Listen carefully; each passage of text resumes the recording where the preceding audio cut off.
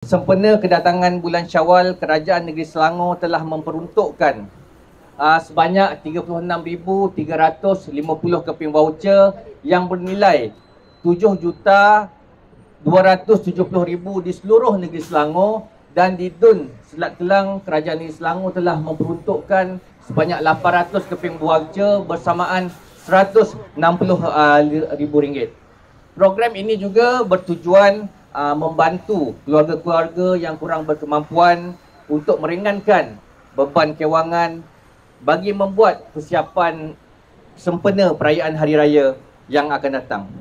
InsyaAllah, semoga di 10 malam yang terakhir ini segala amal ibadat kita diterima oleh Allah Subhanahu Wa Taala dan kita dapat dipertemukan dalam malam Lailatul Qadar. Apapun, saya ingin mengucapkan ribuan terima kasih kepada seluruh jawatan kuasa yang terlibat dalam penjualan program pada hari ini, NGO, Pak Tam. InsyaAllah, semoga program kita pada hari ini mendapat manfaat dan berkat daripada Allah Subhanahu Wa Taala.